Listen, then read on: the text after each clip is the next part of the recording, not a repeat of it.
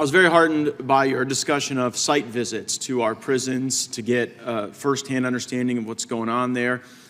Sometimes members of Congress have had challenges doing that. Could you give us some advice if we wanted to glean those benefits and get that firsthand experience? What's the best way for us to go about that with your team? Thank you, Congressman. So if you have your team reach out to our Office of Legislative Affairs, we will be happy to make that arrangement. Thank you so much.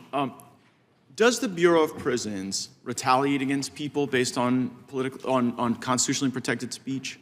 I have been very clear that retaliation will not be stood for on my watch. And you're confident that that's being observed throughout the Bureau? I'm confident that message has been delivered, and if anyone engages in retaliation, we will hold them accountable. Are you familiar with the matter of John Strand?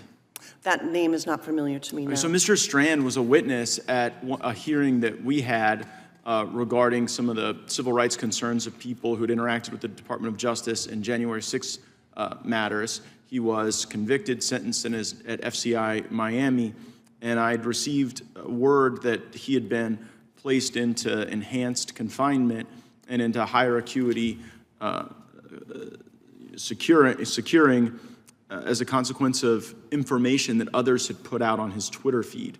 So is that something does that ring a bell to you? Congressman, I wouldn't be able to speak to an individual's circumstances regarding their behavior inside our institutions. What I can assure you is that if an individual is placed in our special housing unit, it would be for conduct that happened inside the institution. So what's a special housing unit? A special housing unit is one of our restrictive housing placements that could include disciplinary segregation, protective custody, and would house individuals that either were at harm to harm themselves or others, or had actually engaged in misbehavior inside our institutions. What I'm worried about is that Mr. Strand gave us testimony about some of his concerns, and as you know, people give us testimony. We sort through what's right and wrong and should be acted on and shouldn't be acted on. It's not gospel, it's just testimony. But then thereafter, people were posting on some of his social media platforms his concerns about the treatment he'd received at the Bureau. And then I sent a letter to you concerned about that because, like you, I don't want anyone retaliated against for constitutionally protected speech.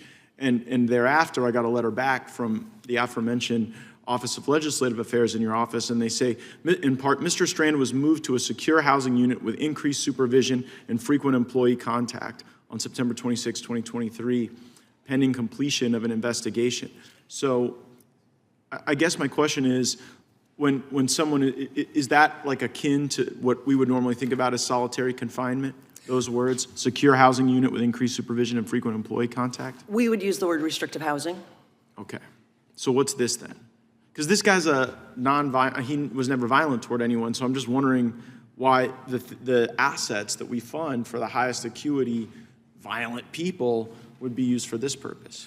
Congressman, we use that special housing unit for individuals that engage in any sort of misconduct inside our institutions. I don't know what he was found to be guilty of by our hearings administrative process that would warrant his need to go into restrictive housing, but I assure you we have administrative processes that people have to go through before those placements actually occur. Yeah, I get that you can't know the conditions of every single prisoner throughout the Bureau. This is one I've ripened and sent to you because I am worried that throughout our Department of Justice and what we've endured, that there are some people who are sort of being used as pawns, and they're being mistreated in order to send a message to other people. And I'm grateful that you've said here that is not your doctrine, you don't want to see that happen, but you also haven't been able to share with us an entire confidence that that isn't happening in some cases. And I'm worried that it's happening here.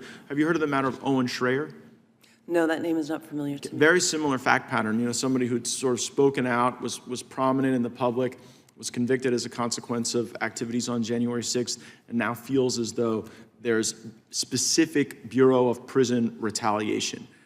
I don't think any group of people should be retaliated against, so I look forward to taking you up on the offer to perhaps go and do some site visits and see how people are being treated and get that information directly. So I hope I get prompt cooperation from OLA.